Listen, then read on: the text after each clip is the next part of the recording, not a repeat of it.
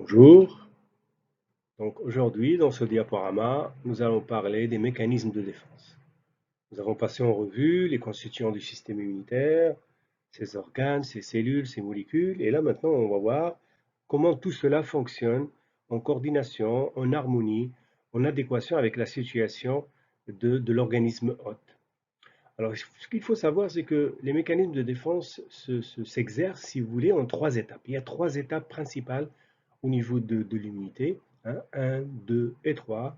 La première, c'est ce qu'on appelle l'anté-immunité. L'anté-immunité, c'est-à-dire anté, avant. Avant l'immunité, si vous voulez, vous avez ce qu'on appelle les barrières. C'est la notion des barrières. Le système immunitaire, si vous voulez, avant d'entrer en action, ce qu'il va chercher à faire, c'est déjà d'empêcher le pathogène ou le micro-organisme infectieux de pénétrer l'organisme. D'accord? Hein, il va créer des barrières, vous allez voir, trois types de barrières, on va les passer en revue. Et si vous voulez, 99,99% du travail est fait par les barrières. C'est les barrières qui empêchent les micro-organismes pathogènes de pénétrer un organisme. Alors, quand les barrières sont franchies, là, le système immunitaire va s'activer et va développer des mécanismes de défense, c'est-à-dire des réponses immunologiques qui sont subdivisées en deux types, hein, on en a parlé, les réponses immunitaires innées et les réponses immunitaires adaptatives. Et ils vont se faire dans cet ordre-là, chronologiquement. Dans un premier temps, le système immunitaire ne développe que des réponses immunitaires innées, naturelles. Et généralement, les pathogènes qui traversent les barrières, ils sont éliminés par l'immunité innée. Ça suffit dans la majorité, la quasi-majorité des cas. Très rarement, il y a des pathogènes qui sont très virulents, très virulents. Alors là, l'immunité innée va demander de l'aide de la part de l'immunité adaptative. Donc, elle va activer ou faire la connexion avec l'immunité adaptative. Et là, le système immunitaire, il va fonctionner avec ses deux bras, hein, entre guillemets, l'immunité innée et l'immunité adaptative. Alors, l'immunité innée subdivisée en deux étapes, ce qu'on appelle l'immunité innée immédiate, quelques minutes, c'est-à-dire dès l'arrivée du microbe, là, l'immunité innée, elle est prête, elle va intervenir, notamment avec le complément. Nous avons vu ce que fait le complément avec les peptides antimicrobiens, avec l'activité de la phagocytose. On va essayer d'éliminer le pathogène. Et puis, quelques heures plus tard, à 4 à 96 heures, un petit peu plus tard, il y a l'immunité innée précoce qui se met en place, c'est-à-dire notamment une immunité innée qui fait intervenir les différentes catégories cellulaires, les macrophages, les polynucléaires, etc., ce qu'on appelle les granulocytes, les cellules NK, etc., jusqu'au déclenchement de la réaction inflammatoire, ce qu'on appelle la réaction inflammatoire. La réaction inflammatoire, c'est, si vous voulez, l'implication, si vous voulez, de toutes les potentialités de l'immunité innée et voire éventuellement même de l'immunité adaptative un petit peu plus tard. Et donc, troisième étape, c'est l'immunité adaptative, hein, l'immunité spécifique, ce qu'on appelle l'immunité spécifique. Elle est tardive, hein, elle vient après l'immunité innée, hein, après 96 heures minimum, et les agents cellulaires, c'est les lymphocytes T, les lymphocytes B, qui vont produire notamment les anticorps. Alors, ces trois étapes sont, si vous voulez, schématisées ici. Alors, on suppose que ici, vous avez un organisme hôte, hein, ça peut être n'importe quel vertébré, hein, qui peut développer l'immunité innée et l'immunité adaptative. Si le pathogène traverse les barrières de l'anti-immunité, là, dans un premier temps, vous avez ce cercle-là, c'est l'immunité innée qui se met en place. Elle va s'activer pour essayer d'éliminer le pathogène. Si jamais elle n'arrive pas, elle va activer à son tour l'immunité adaptative. Et l'immunité adaptative, dès qu'elle se met en place, elle réactive ou elle va booster l'immunité innée pour qu'ils travaillent tous les deux. Parce que là, il faut mettre le système immunitaire en pleine potentialité, si vous voulez, pour éliminer le pathogène. Alors ici, cette diapositive, c'est juste pour vous résumer une notion fondamentale qui est la notion de coopération entre l'immunité innée et l'immunité adaptative.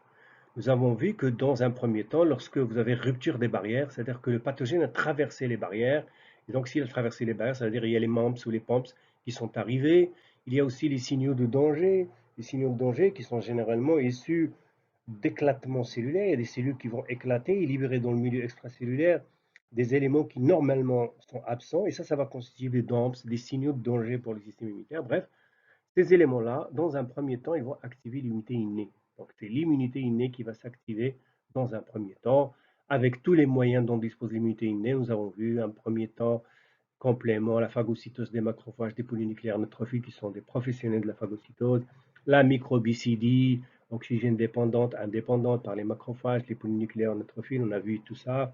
Et puis la cytotoxicité des cellules NK, l'immunité innée va se mettre en place pour éliminer, si vous voulez, les pathogènes ou les molécules appartenant aux pathogènes qui viennent d'envahir l'organisme.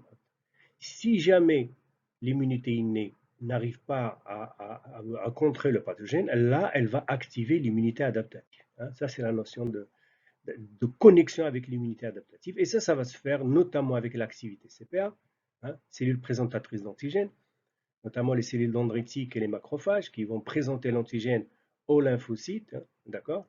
Et puis en utilisant des cytokines, des médiateurs de l'inflammation, notamment de la part des cellules mastocytaires qui vont libérer des médiateurs chimiques qui vont activer, si vous voulez, les cellules de l'immunité adaptative. Et voilà que l'immunité innée rentre, pardon, l'immunité adaptative va rentrer en jeu, d'accord, avec ses réponses humorales, les lymphocytes B qui deviennent plasmocytes qui produisent des anticorps, les réponses cytotoxiques par l'activation des lymphocytes cytotoxiques, des réponses inflammatoires par l'activation des macrophages. Et là, dès que l'immunité adaptative se met en place, ce qu'elle va faire, c'est réactiver ou booster ou dynamiser l'immunité innée par le biais de cytokines et des anticorps. D'accord? Et là, c'est-à-dire il va y avoir une coopération, si vous voulez, une interconnexion, une interdépendance. Les deux immunités vont dépendre l'une de l'autre.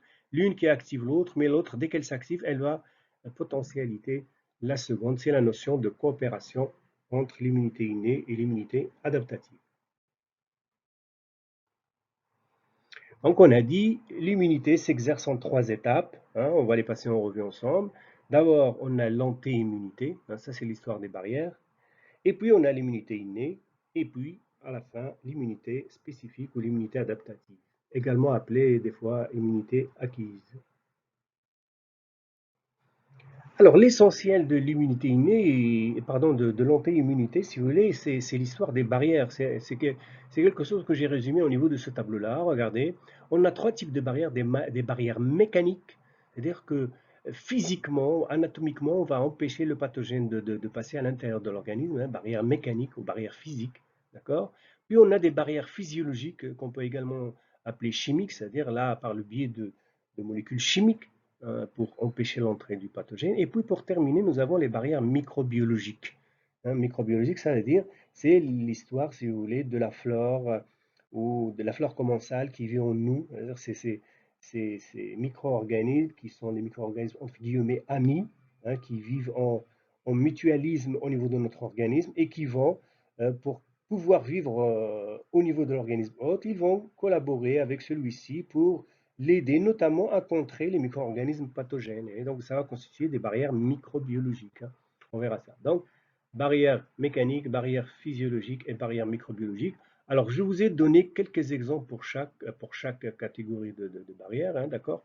Alors, vous n'êtes pas tenu de retenir par cœur tous ces exemples-là. Ça serait bien si vous reteniez deux exemples par type de barrière, ça serait bien. Si vous parlez des barrières mécaniques, vous auriez en tête deux petits exemples, barrières physiques, barrières physiologiques, deux petits exemples, et la même chose pour les barrières microbiologiques. Alors très rapidement, les barrières mécaniques, c'est la peau et les muqueuses. À la base, il y a un épithélium, c'est des cellules épithéliales. Vous savez, un épithélium est constitué par des cellules épithéliales. Ce qui les caractérise, c'est les jonctions serrées. Il y a les jonctions serrées qui existent entre les cellules épithéliales. Donc, c'est une des cellules qui adhèrent par des jonctions serrées qui ferment complètement l'espace intercellulaire. Et donc, à partir de là, le pathogène ne peut pas traverser ou passer entre les cellules épithéliales. C'est une barrière physique, mécanique, qu'il ne veut pas franchir, plus la couche kératinisée, cette couche kératinisée qui rend aussi le transport transépithélial un petit peu difficile. Puis il y a les flux d'air et de liquide. Les flux d'air, c'est par exemple, un flux d'air, c'est par exemple lorsqu'on éternue. Lorsqu'on éternue, un tchoum, lorsqu'on est enrhumé, ça c'est un flux qui part avec un haut débit, si vous voulez, de l'air qui sort des poumons vers l'extérieur. Et ce fluide d'air-là, il va nettoyer toutes les voies, les bronchies, il va nettoyer les voies aériennes de tous les pathogènes. C'est pourquoi il faut éternuer fortement.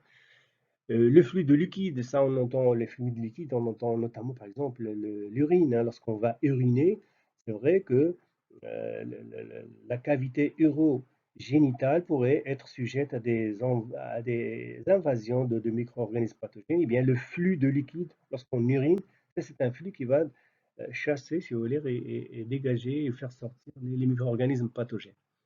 Et puis, on a le mucus. Alors, le mucus, ça, vous voulez, c'est des glycoprotéines, ce qu'on appelle les mucines, hein, qui vont se déposer à la surface des cellules épithéliales. Et ils vont jouer un rôle très important parce que ils vont servir comme, entre guillemets, comme une colle. C'est-à-dire ils vont enrober le pathogène pour faire qu'il ne puisse pas adhérer à l'épithélium. Parce que le point critique, c'est lorsque vous avez un microbe, lorsqu'il adhère à l'épithélium, déjà il va pouvoir développer ces mécanismes pour traverser l'épithélium et passer au niveau du sang. D'accord? Et donc, le but, c'est d'empêcher cette adhésion-là. Et ça, c'est le travail du mucus, hein, le mucus qui tapisse un petit peu la partie apicale des épithéliums et qui joue un rôle fondamental. Et puis, on a aussi le mouvement des cils. Il y a des cils, par exemple, si je prends l'œsophage ou les voies aériennes, il y a des parties où il y a des cils. Et les mouvements de cils sont des mouvements qui vont balayer un petit peu ces surfaces-là pour chasser et mettre à l'extérieur les micro-organismes qui pourraient envahir l'organisme hôte. Et tout ça, donc, ça, c'est des exemples, si vous voulez, de barrières mécaniques. Et puis, on a les barrières physiologiques. Les barrières physiologiques, on qualifie également de chimiques. À leur tête, c'est la température corporelle. Hein, vous savez, lorsque vous avez une infection, tout de suite, il y a de la fièvre qui se met en place. Et cette hyperthermie, elle est fondamentale. Faire passer la température corporelle de 36,5, 37 à quelque chose comme 38,5, 39, voire au-delà, ça c'est fondamental parce que la fièvre, si vous voulez, c'est un paramètre physiologique qui peut au minimum être bactériostatique. Bactériostatique, c'est-à-dire empêcher la multiplication bactérielle, voire il peut être bactéricide, hein. La fièvre peut tuer certaines bactéries, voire même certains virus. On a l'exemple également des acides gras toxiques. Alors ça, c'est au niveau des glandes sébacées du derme. Vous avez la peau, des fois, la peau, elle est un petit peu graisseuse, hein. Ce sont des acides gras toxiques à la surface de la peau, hein. Eh bien, cette substance-là, elle est fondamentale. Elle est antimicrobienne. C'est pourquoi, d'ailleurs, certains scientifiques qui sont pour l'hypothèse hygiéniste, eh bien, ils défendent l'utilisation de tout ce qui est savon, gel, shampoing de manière fréquente. Pourquoi? Parce que ce sont des substances qui vont éliminer ces acides gras qui sont très importants en termes de barrières physiologiques. Et puis on a l'exemple classique, hein, des barrières chimiques, c'est des médiateurs chimiques, c'est-à-dire que certaines cellules, si vous voulez, ils vont libérer des molécules chimiques qui vont avoir un effet antimicrobien. Alors ici, je vous donne les exemples des lysozymes, qui sont des enzymes antibactériennes, lactoferrine, ça c'est une molécule qui va priver les pathogènes, si vous voulez, du fer, qui est très fondamental pour leur cycle de vie. La pepsine au niveau de l'intestin, pareil, qui est très toxique pour certaines bactéries. Les surfactants pulmonaires, ça c'est un petit peu, on va le voir, c'est l'équivalent de la CRP, du MBL, on va le voir plus tard. Ce sont des protéines de la phase aiguë, on verra ça plus tard. Les interférons, c'est des molécules qui font partie des cytokines et qui jouent un rôle fondamental en termes d'effet antiviral, hein. Ils protègent contre les infections virales. Et puis le complément, le fameux complément dont on a vu un petit peu les constituants et les fonctions. L'acidité du pH, là aussi, pareil. Un pH acide, c'est un pH qui va protéger l'organisme contre les micro-organismes pathogènes. On a deux exemples caractéristiques, c'est l'estomac. Vous savez qu'au niveau de l'estomac, le pH est de l'ordre de 1, et puis il n'y a pas un microbe qui peut résister à un pH 1, à part Helicobacter pylori, qui est une bactérie, la seule qui résiste, si vous voulez, à ce pH-là et qui engendre ce qu'on appelle les ulcères. Mais généralement, les microbes ne résistent pas à ce pH-là. Pareil pour la cavité vaginale. Chez la femme, elle est très acide et cette acidité-là va combattre les bactéries pathogènes. Et l'acidité au niveau de la cavité vaginale est assurée par les micro-organismes mutualistes, amis, hein, d'accord?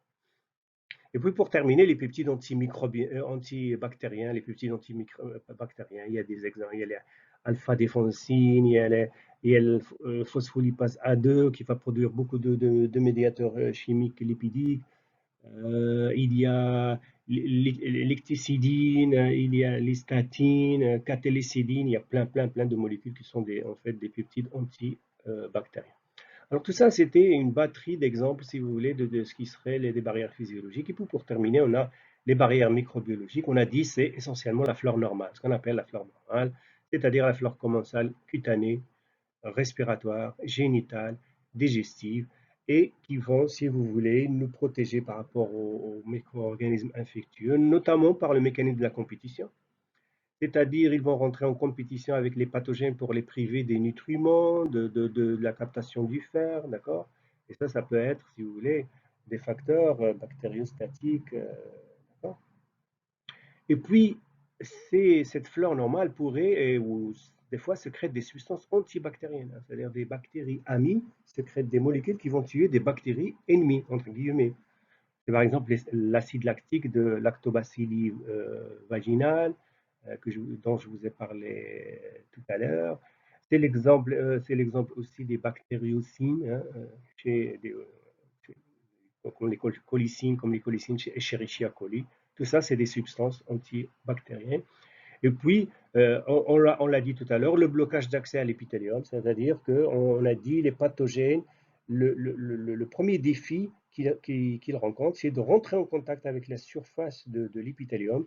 Eh bien, certains micro-organismes pathogènes vont œuvrer dans ce sens-là pour faire que les pathogènes ne puissent pas rentrer en contact avec la surface de l'épithélium et faire l'adhésion avec. Alors ça, c'était la première étape, l'anti-immunité. Maintenant, la deuxième étape, c'est l'immunité innée, ce qu'on appelle l'immunité naturelle. D'ailleurs, dans beaucoup d'ouvrages et pour certains, beaucoup de scientifiques, et ils ont raison dans ce sens-là, l'immunité innée ou l'immunité naturelle, elle englobe l'anti-immunité. C'est-à-dire l'histoire des barrières. Les barrières, ils rentrent dans l'immunité naturelle. Parce que c'est une immunité qui répond aux caractéristiques de l'immunité innée. Elle est là, elle est en place, elle fonctionne immédiatement, etc. Alors, dans cette diapositive, quelques caractéristiques et acteurs de l'immunité innée, d'accord? Et là, juste avant de décrire les caractéristiques et les acteurs, une petite précision. L'immunité qu'on appelle l'immunité innée ou naturelle, voilà les deux appellations qui sont les plus correctes, immunité innée, immunité naturelle. Vous allez trouver dans beaucoup d'ouvrages et chez beaucoup si vous voulez, de scientifiques l'utilisation du terme immunité non spécifique. Alors ça, c'est un terme qui n'est pas juste, qui n'est pas exact. L'immunité innée, l'immunité naturelle n'est pas une immunité non spécifique. C'est une immunité spécifique. Alors c'est vrai, on a l'immunité adaptative qui est souvent qualifiée d'immunité spécifique. Alors la différence est où? La différence est que l'immunité innée ou l'immunité naturelle, elle intervient avec spécificité, sauf que le niveau de spécificité n'est pas pareil que celui de l'immunité adaptative. L'immunité adaptative, c'est une immunité de très haute spécificité, et l'immunité innée, c'est une immunité spécifique, mais avec une spécificité, je dirais, modérée. D'accord? Je prends pour exemple le fait que l'immunité innée intervient avec des cellules, et toutes les cellules de l'immunité innée, ils ont des PRR, c'est-à-dire des récepteurs de surface qui vont reconnaître des patrons moléculaires et donc pouvoir distinguer entre le soi et le non-soi. Voilà, ils reconnaissent ce polypeptide, il appartient aux bactéries, qui a beaucoup de mananes. Ce polypeptide, non, il appartient au glycocalyx qu'on trouve à la surface des cellules de notre organisme. Et donc, le fait de faire cette distinction-là par le biais de récepteurs, c'est la spécificité, hein. On ne peut pas parler d'immunité non spécifique. Donc, il faut utiliser ces deux termes-là, immunité innée ou immunité naturelle. Comme je l'ai dit dans l'introduction, si jamais un pathogène traverse les barrières, 99, je ne sais pas combien de pathogènes pourront être éliminés par l'immunité innée. Donc, on n'aura pas besoin d'activer l'immunité adaptative, l'immunité naturelle suffit. Alors, quelques caractéristiques de cette immunité, indépendante de l'antigène, hein, c'est-à-dire qu'il y a toute une batterie de réponses moléculaires et cellulaires qui vont être activées sans prendre en considération est-ce qu'il s'agit d'une bactérie extracellulaire, intracellulaire, un parasite, un champignon. Donc, les réponses ils vont se développer indépendamment, si vous voulez, de la nature de l'antigène. Elle est rapide, pas de temps de latence. C'est-à-dire que dès que le pathogène rentre, on a dit quelques minutes, ça y est, le complément est déjà en train de fonctionner, la phagocytose est déjà en train de fonctionner, les peptides antimicrobiens, la rapidité. La spécificité, je viens d'en parler, hein, donc, parce qu'on a des récepteurs qui reconnaissent des structures communes à différents agents infectieux, c'est les PRR. Donc, voilà, spécificité quand même, mais limitée, mais spécificité. On ne peut pas parler d'immunité non spécifique. Absence de mémoire. Alors ici, j'ai mis un point d'interrogation parce que ça fait des années que j'enseigne l'immunité, et bien, toujours pour l'immunité spécifique, on dit que c'est une immunité qui est sans mémoire. Et là, pour vous aussi, gardez en tête, c'est une immunité sans mémoire, il y a absence de mémoire, mais je vous assure que pendant, maintenant ça va faire une dizaine d'années, depuis 2010, il y a beaucoup de travaux qui sortent et qui pointent un petit peu l'existence d'une mémoire, même pour l'immunité innée, avec des mécanismes différents. Ce n'est pas la mémoire immunologique classique qu'on connaît pour l'immunité adaptative, mais une mémoire qui repose essentiellement sur l'épigénétique. Mais pour l'instant, vous fermez cette parenthèse, ça ne vous concerne pas, ça c'était pour une immunologie, je dirais, beaucoup plus approfondie. Donc, absence de mémoire, c'est une immunité conservée, c'est-à-dire tous les êtres vivants, ils ont de l'immunité innée. Tous les êtres vivants, ils ont des mécanismes de défense naturels, les unicellulaires, les plantes, les invertébrés, jusqu'aux vertébrés, jusqu'à l'homme, tous les êtres vivants, ils ont une immunité innée ou naturelle. Elle est conservée. Et puis, dernière caractéristique, c'est le déclenchement de l'immunité adaptative. On l'a dit, lorsque l'immunité innée est dépassée, lorsque le pathogène est très virulent et que l'immunité naturelle n'arrive pas à l'anéantir, eh bien, elle va demander l'aide et l'intervention de l'immunité adaptative. Elle va faire la connexion avec l'immunité adaptative par le biais de l'activité CPA et par des molécules chimiques. Alors ça, c'était les caractéristiques. Maintenant, les différents acteurs, hein, les acteurs de l'immunité innée, alors on les a passés en revue, hein. Donc là, c'est juste un rappel, parce qu'on les a tous passés en revue. Donc on a des cellules déjà, des cellules macrophages, les granulocytes, c'est-à-dire polynucléaires neutrophiles, eosinophiles et basophiles, les mastocytes, les cellules dendritiques, les cellules NK, je mets ici, etc., parce que je vous ai parlé de cellules lymphoïdes non conventionnelles, hein, cellules lymphoïdes non conventionnelles. D'ailleurs, dont fait partie les cellules NK, qui sont, qui sont représentées par différentes catégories cellulaires et qui, fonctionnellement, ils sont rattachés à l'immunité innée. Donc, sachez qu'ils existent sans qu'on ait l'obligation de les détailler à ce niveau-là. Alors ça, c'était les acteurs cellulaires. Et puis, on a les acteurs, je dirais, moléculaires. On les a passés en revue aussi. Le complément, ça c'est la molécule humorale par excellence de l'immunité naturelle. Les peptides antimicrobiens, les médiateurs chimiques de l'inflammation qui sont à grande majorité lipidiques, hein, issus de l'acide arachidonique, etc. et d'autres, d'accord? Les cytokines, les chimiokines, on en a parlé, les molécules de communication du système immunitaire, et puis les protéines de la phase aiguë, hein, on va en parler tout de suite après. On a la CRP et la MBL, la mannose bendine lectine, avec d'autres, mais oui, ici vous avez les deux principales protéines de la phase aiguë de l'inflammation. Et puis pour terminer, il y a aussi les anticorps naturels. Alors qu'est-ce que c'est que cette histoire d'anticorps naturels? Les anticorps, comme vous le savez, ils sont fabriqués à la suite d'une infection, l'activation des TH qui active les lymphocytes B, qui deviennent plasmocytes, qui vont produire des anticorps spécifiques de ce pathogène, si vous voulez, qui vient d'engendrer une infection donnée. Mais il faut savoir qu'en dehors de toute infection, lorsqu'il n'y a pas d'infection, chez vous, chez moi, on va doser l'existence d'anticorps. Il y a des anticorps qui sont au niveau plasmatique, qui circulent, qui sont présents, notamment des IgM, hein, la classe d'IgM, et qu'on appelle anticorps naturels. C'est-à-dire des anticorps qui existent, qui ne sont pas liés à une infection précise. Alors, ce n'est pas la peine d'entrer dans le détail. On pense que ce seraient les anticorps produits par les lymphocytes B1. Rappelez-vous, je pense que j'ai évoqué l'existence, parce que les lymphocytes classiques, on les appelle les lymphocytes B2.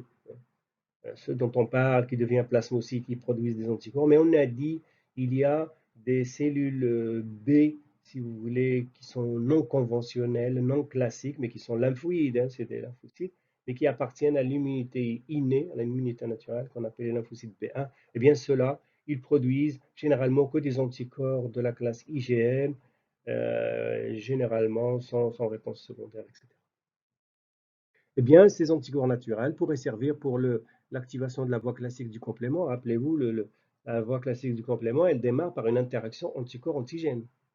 Donc, les anticorps naturels, ils pourraient se lier à un antigène et faire démarrer la voie classique d'activation du complément.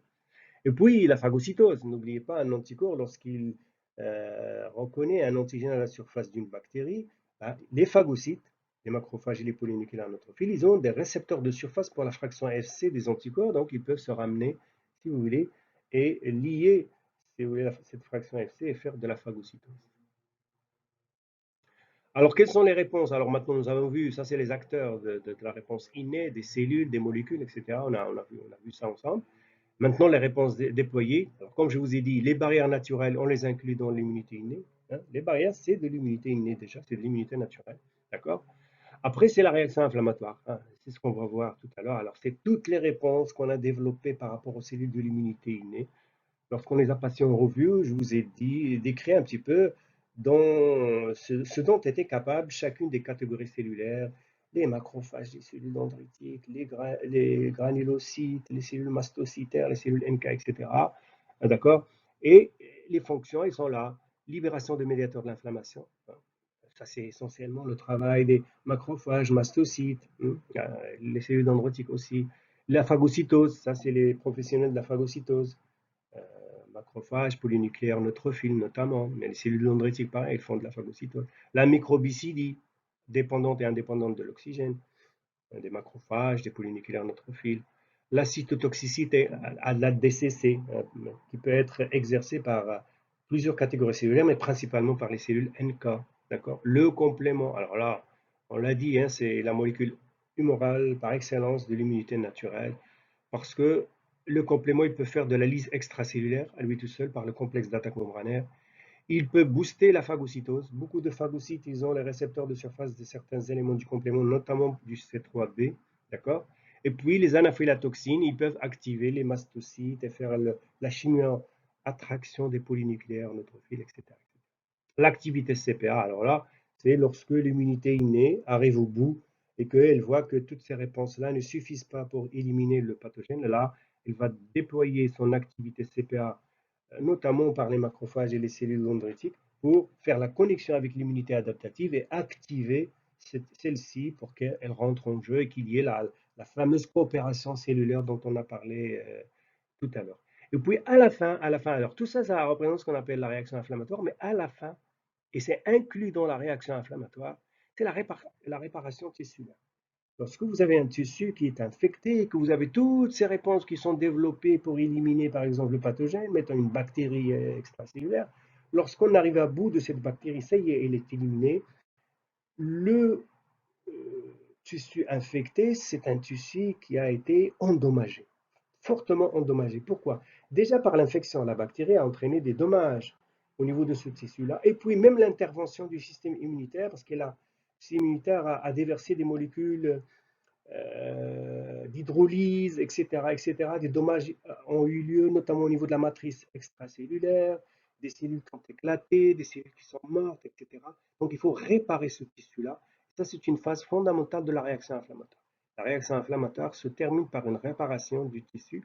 Et cette réparation, notamment, elle est instigée, elle est stimulée, si vous voulez, par les macrophages eux-mêmes qui vont changer de profil, sans rentrer trop dans le détail, passe d'un profil M1 vers un profil M2, etc. Ce n'est pas important pour vous. Et ces macrophages vont activer notamment les fibroblastes.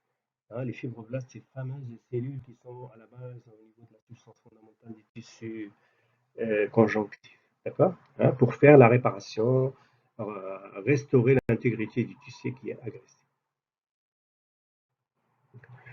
Alors ici, un petit peu, si vous voulez, l'introduction à la réaction inflammatoire. La réaction inflammatoire, ça démarre par les cytokines. Alors là, les cytokines, les molécules de communication, ils ont un rôle fondamental. Hein, je vous ai déjà, lorsqu'on a parlé du macrophage, je vous ai présenté ce schéma-là. Un tissu ici qui est infecté par une bactérie extracellulaire, par exemple, et là, au niveau de ce tissu, il y a des macrophages qu'on appelle des macrophages résidents. Alors tout de suite, ces macrophages, c'est des professionnels de la phagocytose.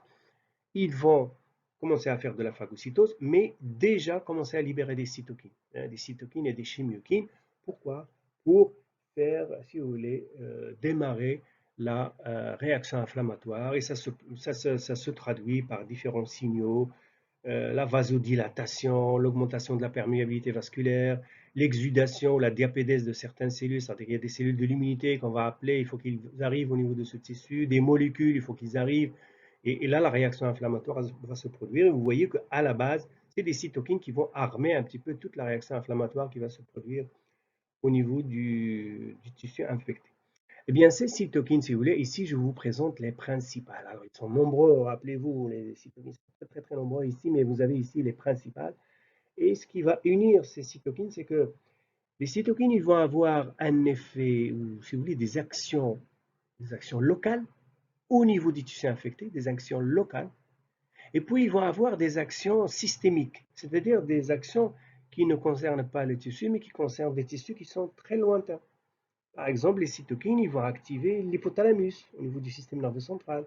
Ils vont activer le foie, qui est un autre organe très loin du tissu infecté, qui peuvent activer, si vous voulez, la production de chaleur au niveau du tissu adipeux. Et je vous en passe d'autres exemples. Et donc, on a des actions qui sont des actions locales et des actions systémiques. D'accord?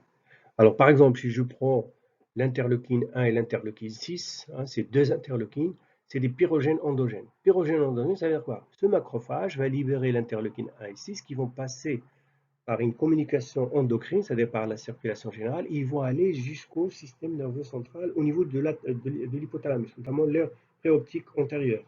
Et là, il y a le centre qui régule la valeur consigne, si vous voulez, de la température corporelle pour dire, voilà, 36,5, 37, ça ne sert à rien parce que là, on est en phase de combattre une infection. Il faut faire une augmentation de la température corporelle, hein, on appelle pyrogène endogène. Ils vont demander l'augmentation de la température endogène au niveau des noyaux hypothalamiques dont je viens de vous parler. Donc ça, c'est un rôle systémique. D'accord? Activation des hépatocytes, pareil, le macrophage, ces cytokines, l'interleukine 1 et 6, hop, par la circulation, ils vont arriver au niveau du foie pour lui demander quoi? Eh bien, notamment, lui demander de synthétiser et des éléments du complément et puis des protéines de la phase aiguë de l'inflammation. Notamment, et ça, on va en parler dans les diapositives qui suivent, la CRP et la MBL, deux molécules de la phase aiguë qui sont très, très importantes.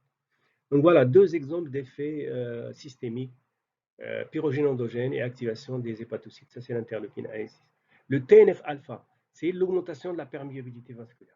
Ici, le TNF-alpha va avoir un effet local qui est celui de faire la rétraction des cellules endothéliales. Regardez, les cellules endothéliales qui forment la paroi des vaisseaux sanguins, ils vont se rétracter, regardez.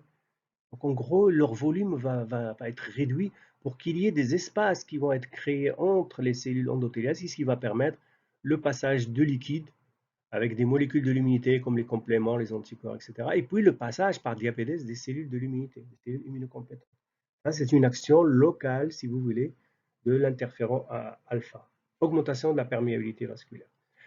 Le TNF-alpha, le tumor necrosis factor, il a aussi une activité cytotoxique. Ça, c'est une cytokine très importante parce qu'en même temps, c'est une molécule signal, parce que ici, elle a joué le rôle de molécule signal en augmentant la perméabilité vasculaire, parce que les cellules endothéliales, ils ont un récepteur du TNF-alpha qui va leur demander de se rétracter pour qu'il y ait, si vous voulez, cette augmentation de la perméabilité vasculaire. Hein, ça, c'est le travail d'une molécule signal. Mais en même temps, c'est une molécule qui a de la cytotoxicité, notamment par rapport aux cellules infectées par des virus. Hein, dans les infections virales, vous avez des cellules infectées par des virus qui peuvent être, dont l'apoptose pourrait être entraînée par les TNF-alpha. TNF-alpha est pareil, c'est une pyrogène endogène, donc il a un effet systémique, comme l'interleukine 1 et 6 sur l'hypothalamus. Et puis, il a une action sur l'hépatocyte, comme l'interleukine 1 et 6, c'est-à-dire activer le foie, les cellules du foie, les hépatocytes, pour qu'ils produisent le complément et les protéines de la phase aiguë. D'accord? Alors, ces trois cytokines, l'interleukine 1, l'interleukine 6 et le TNF-alpha, hein, ils ont des rôles systémiques très importants qui sont résumés au niveau de ce tableau-là. Regardez interleukine 1, notamment bêta, hein, sans rentrer dans ce détail-là, l'interleukine 6 et puis le TNF-alpha, les trois, ce sont des pyrogènes endogènes et des activateurs des hépatocytes. Ils vont agir sur le foie pour qu'il y ait production notamment des protéines de la phase aiguë et du complément. Ils vont agir sur l'hématopoïèse, c'est-à-dire voilà, ils vont agir au niveau de la moelle osseuse pour demander à l'hématopoïèse de produire. Si on garde cet exemple de bactéries extracellulaires, les bactéries extracellulaires, la meilleure des réponses, c'est la phagocytose. Et la phagocytose, elle est exercée par les phagocytes. Donc, il faut mobiliser et produire davantage de polynucléaires neutrophiles pour qu'ils fassent la phagocytose.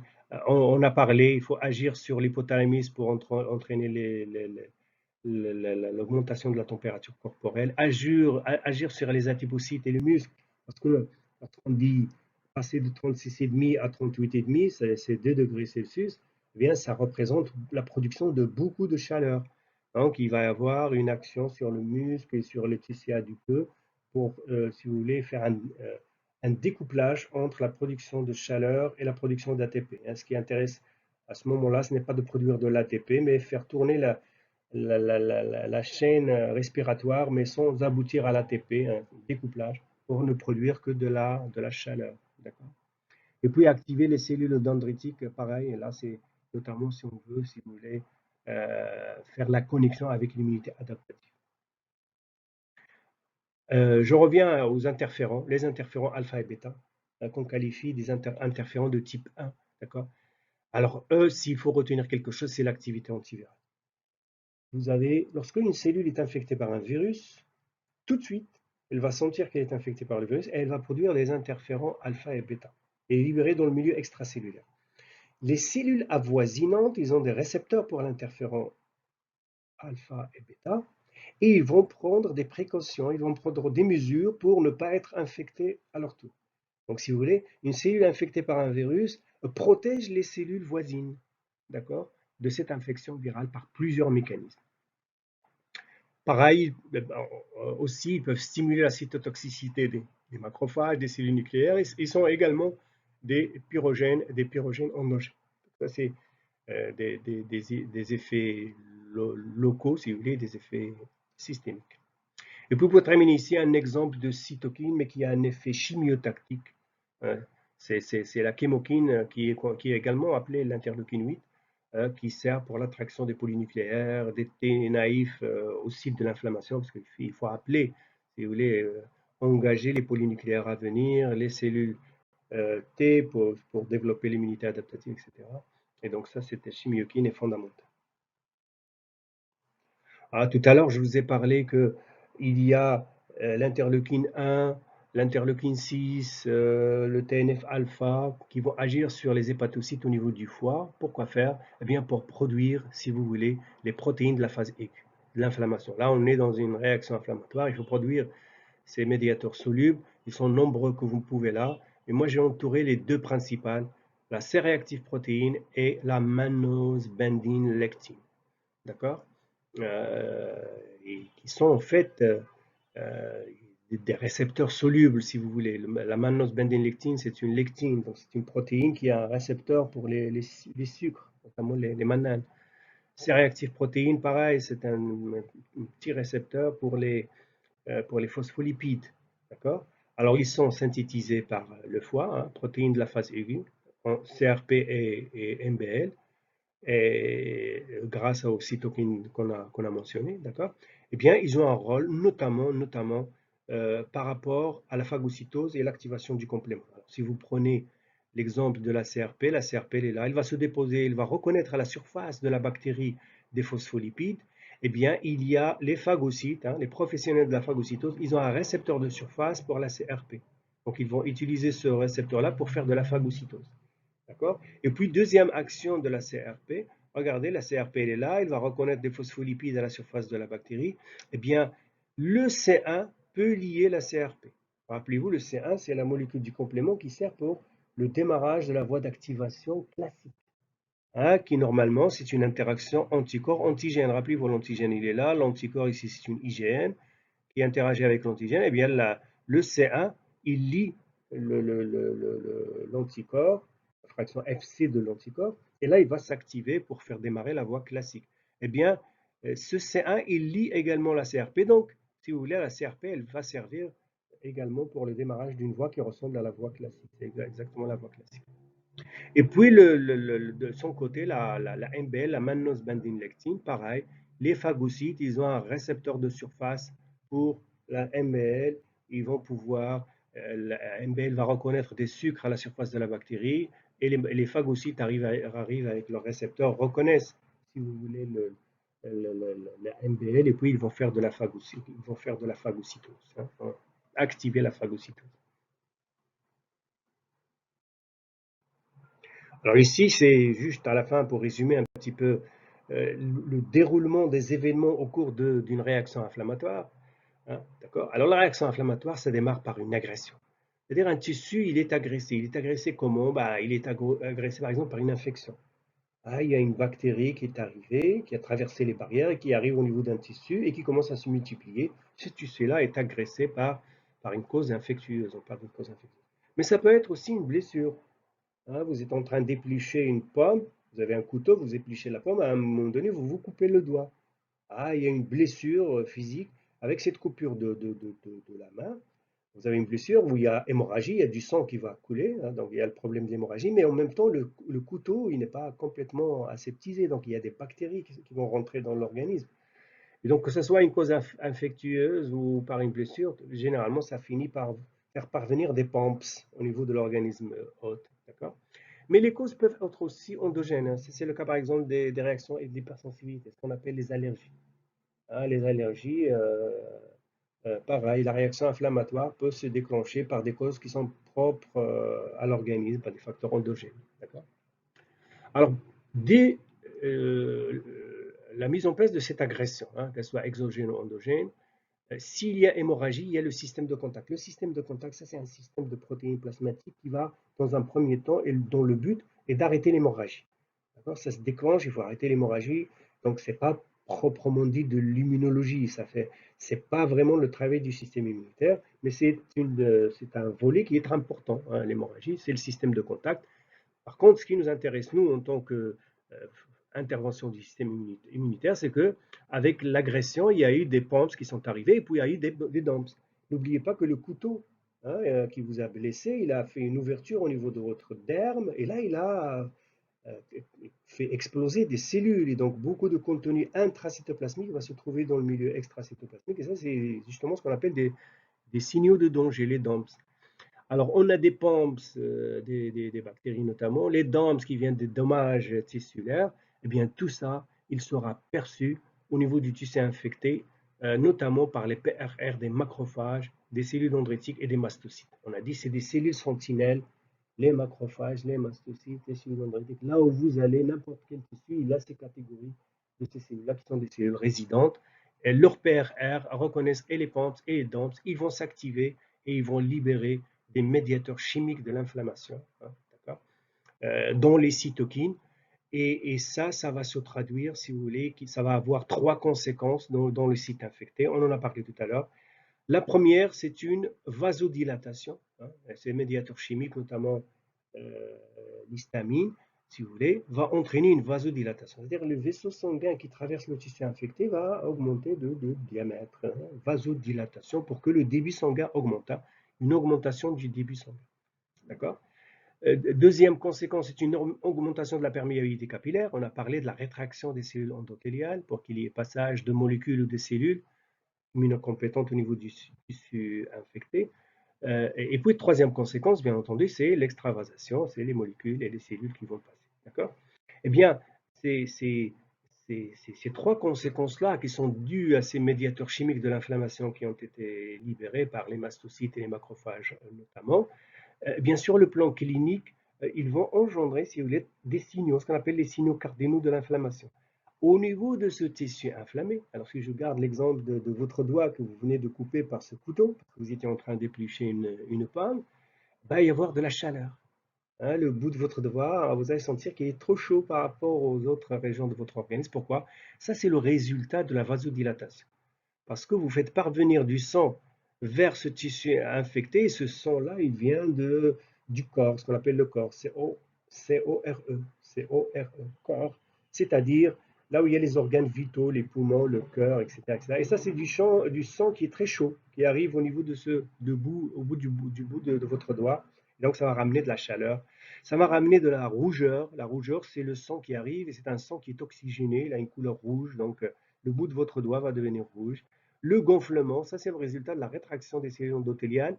Vous allez avoir du liquide, hein, du liquide qui va traverser ici, le liquide qui constitue le plasma sanguin, qui va passer au niveau du tissu infecté. Donc là, ici, vous allez avoir un œdème. C'est du liquide qui va arriver, donc un espèce de gonflement qui va se produire au niveau du tissu infecté. Et puis, dernier signe clinique, c'est la douleur. C'est-à-dire vous allez sentir des douleurs au niveau du bout de votre doigt. Pourquoi? Parce que justement, ce liquide qui est passé dans le tissu infecté, cet œdème-là, il va exercer une pression physique sur des récepteurs de la douleur, hein, des mécanorécepteurs, et qui vont transmettre la douleur jusqu'au système nerveux, dans un premier temps système nerveux périphérique et puis central. Et vous allez sentir, si vous voulez, vous allez sentir de la douleur. Ce qu'on appelle les signes cardinaux de l'inflammation. Là, ici, vous avez une figure récapitulative de ce qui serait, si vous voulez, la réaction inflammatoire. Et la réaction inflammatoire, c'est juste pour souligner le rôle fondamental du complément. Le rôle fondamental. Imaginez, vous avez ici ce tissu qui est infecté. Regardez, il y a une bactérie extracellulaire qui est en train de se multiplier à ce niveau-là. D'accord?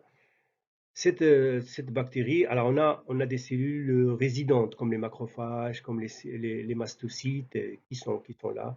Dans un premier temps, les anticorps naturels dont on a parlé tout à l'heure, notamment les IgM, ils vont activer le complément. Ah, il y aura l'activation du complément, c'est immédiat, hein. C'est vraiment une histoire de quelques minutes, ça y est, le complément est activé. Lorsqu'il est activé, les voies d'activation ils vont entraîner la production des anaphylatoxines.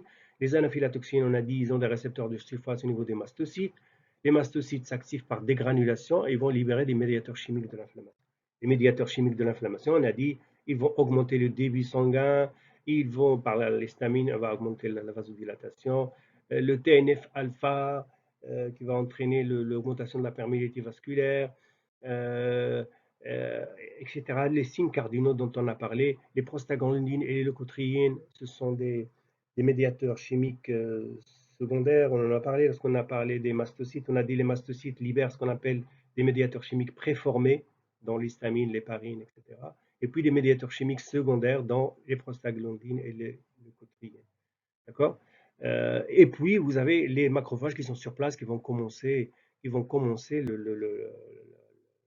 faire de la phagocytose. Donc voilà, vous avez en numéro 1, c'est-à-dire ce qui va se produire immédiatement, l'activation du complément, l'activation des mastocytes, l'activation des macrophages, et puis l'activation du système de contact. Voilà le système de contact dont je vous ai parlé tout à l'heure. Alors lui, c'est pour l'hémorragie.